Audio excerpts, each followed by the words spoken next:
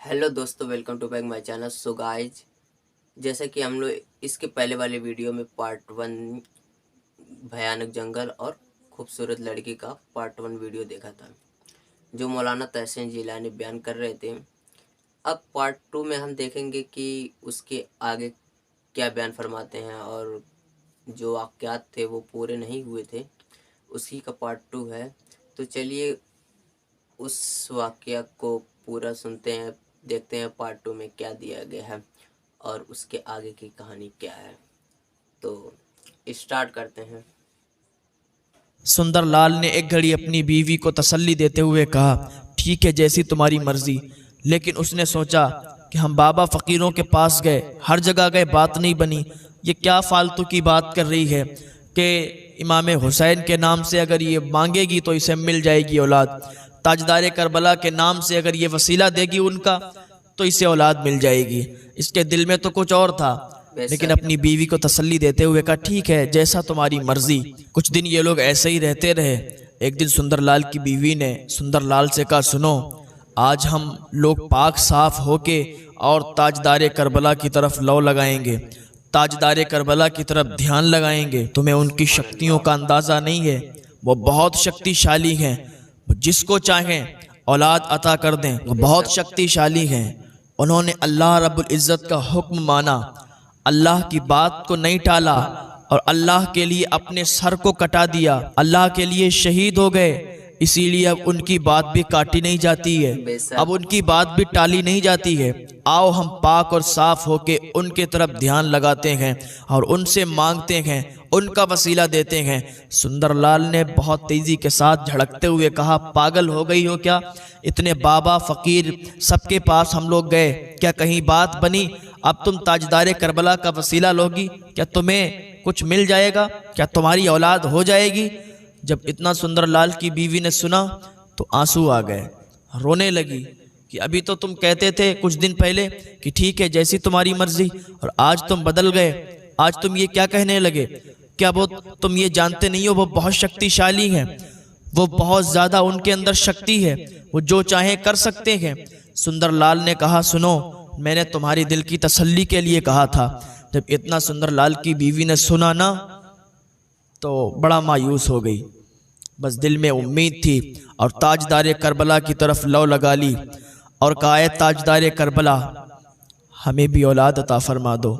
जैसे आपने सैयद साहब की बीवी को औलाद अता की ना, आपके वसीले से उन्हें औलाद मिली है, आप हमें भी औलाद अता कर दें। आपका वसीला मांगती हूँ। बहुत से पीर वलियों की चौखट पर गई हूँ, बाबा फ़कीरों के पास गई हूँ, लेकिन काम नहीं बना गए। आज आपका वसीला मांगती हूँ। मेरा शौहर भी मुझे ताना दे रहा है, अगर आपने मेरी बात नहीं रखी ना तो मैं अपने शौहर की नज़रों में जलील हो जाऊंगी। आप मेरा भरम रख लीजिए। इन्होंने दुआ मांगी और बस फिर क्या था कि कुछ ही दिनों में उन्होंने जब दाई को चेक कराया ना तो दाई ने बताया कि तुम पेट से हो और तुम्हारे घर बहुत जल्द ही नन्हा मुन्ना एक बच्चा आने वाला है। जब इतना उसने सुना तो बिल्कुल यकीन नहीं हो रहा था, खुशी में झूम गई और भागती हुई सुंदरलाल के पास गई और कहने लगी, सुनो, अब तुम वालिद बनने वाले हो, अब तुम बाप बनने वाले हो। सुंदरलाल ने कहा, क्या बात है, बताओ तो सही। कहा, मैं पेट से हूँ और कुछ ही दिनों में बच्चे की विलादत होने वाली है। सुंदरलाल ने यह सुना तो झूम गया। कहा, तुम झूठ तो नहीं बोल रही हो? कहा, मैं झूठ क्यों बोलूँगी, और फिर ऐसा झूठ मैं क्यों बोलूँगी झूठ? यकीन मानो, अगर झूठ लगता है तुम्हें तो कोई बात नहीं, कुछ ही दिनों में तुम्हें पता चल जाएगा।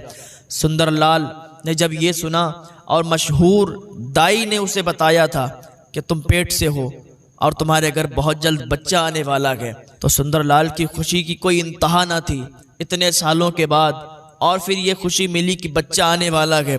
फ़ौरन ताजदार करबला की तरफ ध्यान लगाता है, फ़ौरन ताजदार करबला की तरफ लौ लगाता है और कहता है, ए हुसैन, मुझे माफ़ कर दें, ए इमाम हुसैन, मुझसे गलती हो गई। ए ताजदार करबला, मुझे आपकी शक्तियों का अंदाज़ा नहीं था, अब मैं जान गया हूँ कि आप बहुत शक्तिशाली हैं और आज से मैं आपका सच्चा दीवाना बन चुका हूँ, आपको कभी नहीं भूलूंगा। इमाम हुसैन रज़ी अल्लाह ताला अन्हु के वसीले से सुंदरलाल के यहाँ अब एक 9 महीने के बाद बच्चे की विलादत हुई। एक लड़की पैदा हुई, फूल सी लड़की, इतनी खूबसूरत लड़की पैदा हुई सुभान कि उस टाइम उस शहर में उतनी खूबसूरत कोई भी बच्ची नहीं थी, कोई भी उतनी खूबसूरत लड़की नहीं थी। प्यार से उन लोगों ने उसका नाम लाला रखा। लाला को बहुत प्यार देते, हर वक्त उसकी खिदमत करते रहते। उन लोगों ने एक जश्न रखा, खुशी के तौर पर लोगों को बुलाया, दावत की, सुबह से शाम तक लंगर चलाया इमाम हुसैन के नाम का। कुछ लोग उनसे नाराज भी हो गए, आपका क्या धर्म है और आप मान किसको रहे गए, नाम किसका ले रहे हो, लंगर किसके नाम से कर रहे हो, खाना किसके नाम से खिला रहे हो। लेकिन उन्हें कोई फिक्र नहीं थी, क्योंकि ताजदार करबला का वसीला दिया था और ताजदार करबला के जरिए से उन्हें औलाद मिली थी। अब क्या हुआ कि लाला की परवरिश में वो अपनी जिंदगी सर्फ करने लगे, लाला की परवरिश करने लगे। दोनों बाहर नहीं निकलने देते, उसकी पढ़ाई का इंतजाम भी अंदर ही किया, घर के अंदर सारा इंतजाम किया। जब 14 साल की लाला हो गई तो उसकी पूरी पढ़ाई मुकम्मल हो गई, सब पढ़ाई मुकम्मल हो गई और धीरे ही धीरे लाला 18 साल की हो गई। और जब लाला 18 साल की हुई तो फिर इन लोगों ने उसके रिश्ते का इंतज़ाम करना शुरू किया, क्योंकि जब बेटी जवान होने लगती है तो माँ बाप को फ़िक्रें बढ़ जाती हैं।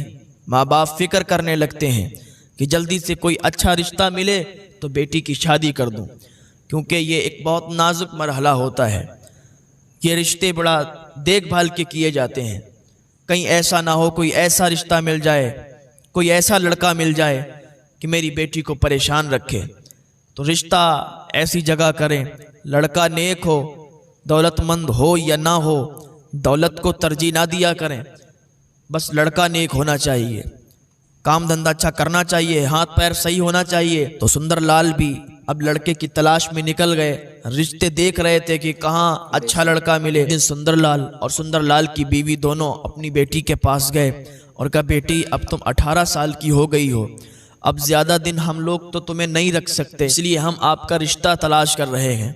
बेटी मुझे बताओ कि तुम्हें कैसा बर चाहिए, तुम्हें कैसा रिश्ता चाहिए, तुम्हें कैसा लड़का चाहिए। तो उसने शर्माते हुए कहा, अगर आप लोग रिश्ता तलाशी कर रहे हैं तो लड़का ऐसा होना चाहिए कि आज तक उसने किसी लड़की की तरफ आंख उठाकर नहीं देखा हो, आज तक उसने कभी किसी औरत की तरफ आंख उठाकर नहीं देखा हो।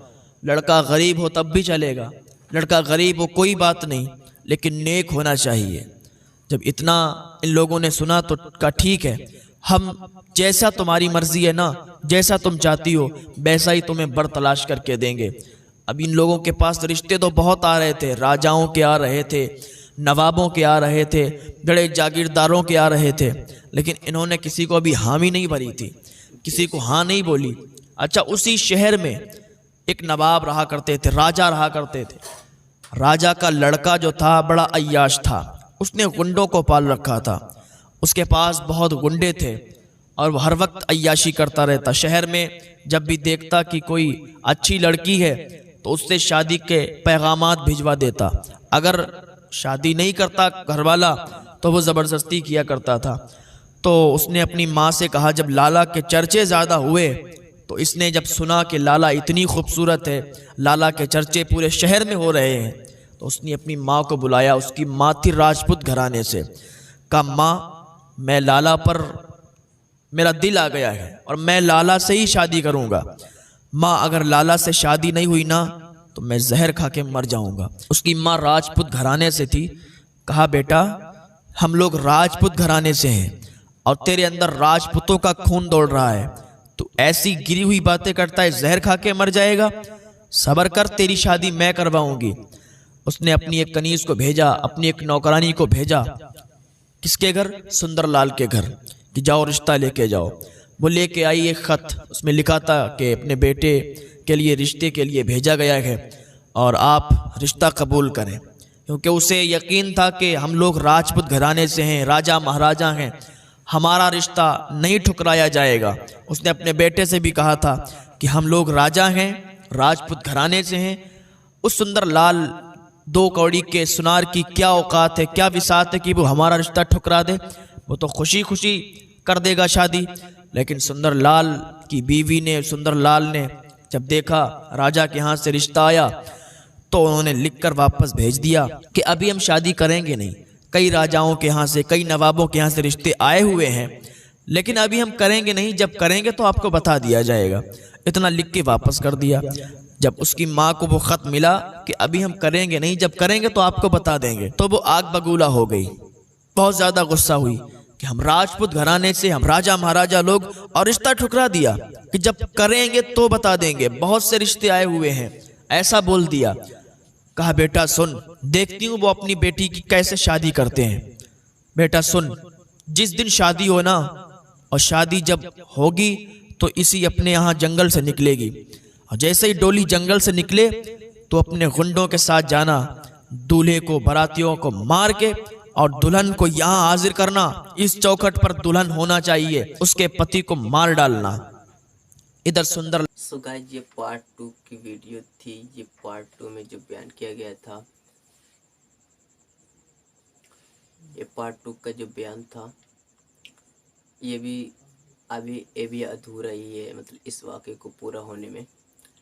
तो आई होप कि आप लोग को ये वीडियो अच्छी लगी होगी। अगर वीडियो को अच्छी लगे तो प्लीज़ वीडियो को लाइक कर दो और चैनल को सब्सक्राइब कर लो, बेल आइकन को ज़रूर प्रेस कर लें।